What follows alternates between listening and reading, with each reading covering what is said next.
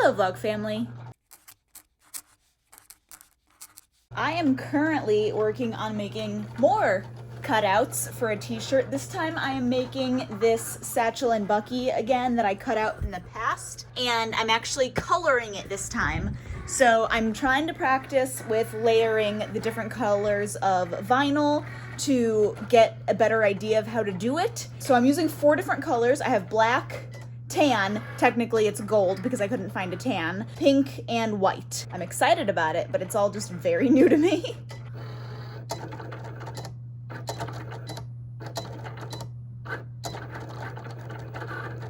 I have all 4 of those cut out, and it's super shiny and reflective because I have the little plastic piece on top of the mat to keep other things from sticking to it. I have my heat press heating up currently. My shirt is there. Basically, the way I'm going about this, which if you guys are familiar with heat presses or you know someone who is familiar with heat pressing vinyls onto clothes, if you could tell me if this is right or not, or if I'm like too concerned about it. But everywhere I was looking online, they were like, oh yeah, use the Cricut brand like handheld heat press thing and have it at like 340 degrees and hold it there for 40 seconds in place. And I'm like, you're going to melt your shirt, right? Like, am I wrong in thinking that? I found a thing online, a video where the woman had it at 305 degrees and she pressed the shirt 3 times at 15-second intervals. And then she flipped the whole shirt upside down so the design was on the bottom and pressed it for another like 5 or 6 seconds. And then it was good to go. So that's what Dan and I did yesterday with the shirt that we made yesterday. But I'm not sure if I'm just like overthinking it. I don't know, but that's what I'm gonna do. Now, because I'm doing layers, I'm not going to press each layer 3 times. Like, I'm gonna put the black layer down where I want it, press it for 15 seconds, and then I'm gonna add the tan layer, press that, white layer, press that, pink layer, press that, and then I'll probably give it a few seconds, press it a second time, and then flip it over and press it again. I don't know, if you guys have experience, let me know if that is dramatic overkill and if I don't need to go that insane with it. But I want to make sure that these vinyls stick for a long time, and I also don't want to scorch anything and damage it. So let me know. Oh, that was somebody's car. I thought it was more thunder. We had some massive thunderstorms earlier. Actually, it's bright and sunny and blue skies out right now, but this morning on my way to church, it was weather radio going off of incredibly severe thunderstorms, like 80-mile-an-hour wind right next to us. And halfway to church, it started fully downpouring. So when I got to church, I had to literally get out of my car and sprint into the building, and I was still far enough away from it. When I got into the building, I was fully drenched, and of course, now it is blue skies, sunny, clear out, and beautiful. I'm gonna put you guys on a tripod so you can watch to kind of see what I'm doing, and again, if any of you have any experience, let me know any tips or tricks that you use. Before I put any design down, I'm just gonna heat press this for a few seconds to warm it up, because that's apparently a thing you're supposed to do. Just a few seconds, nothing intense at all, but that'll also help. Yeah, that is nice and hot. So that'll also then help get out any wrinkles that might have been there. So I'm gonna start with the black here. Oh, I also need to figure out where the heck I want this thing.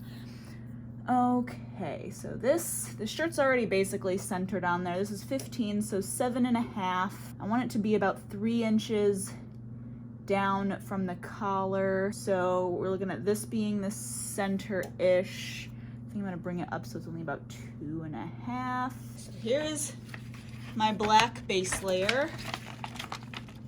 I want it to be basically, yep, 7.5. Yeah, I'm fine with that.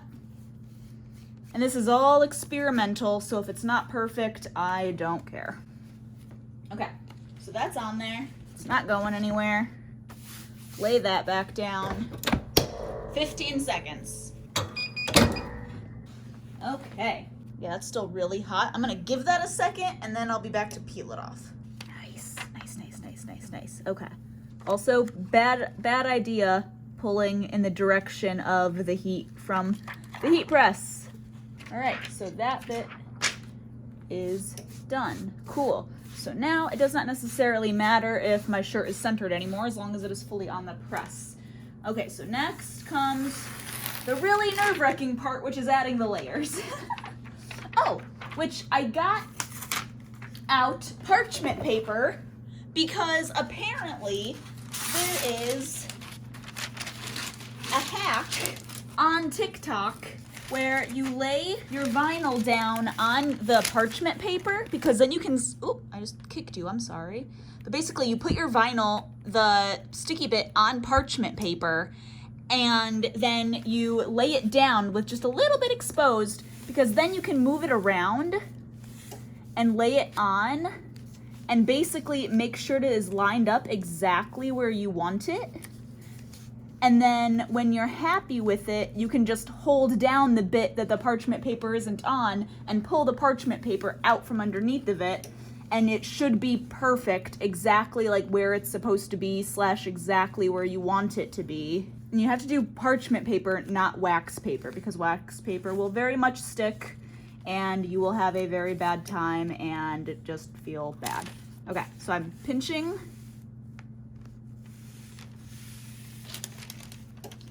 Woo! Look at it! Ah, it worked! Ah!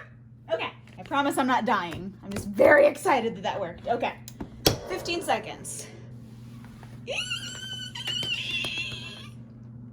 I just realized there's a bunch of little bits on the bottom there, on the scold, that I did not pull up. Huh. Well, they're just gonna stay there now. Okay. Again, pulling in the direction I should not be pulling in. That came off really easily. It must be because it was attached to a shirt or to another vinyl and not the shirt itself. So now I have this corner exposed, but the rest of it is on my parchment paper, and I can see through it to work on lining it up exactly how I want it, which is good because there is not a snowball's chance in the opposite of heaven that I would be getting this right the first time. Push, push. Okay. I'm so excited with how well this is working. I did not know what to expect. Oh, it looks so good. Ugh. There we go. This is the direction I should be pulling it every time. Okay, I think I like that. Oh my gosh, that tip works so well using the parchment paper. Oh my goodness, I'm so glad I didn't struggle not doing that for so long before figuring it out. Ooh, note to self, don't touch it immediately after you open it. Jeez, Julie, you think after using a heat press for 3 or 4 years you would know better. Yikes, that's hot. Just make sure, yep, my whole design is on there. I'm only gonna do that for like 5 or 6 seconds, and my shirt should be done. Look at that! Ah! I love it!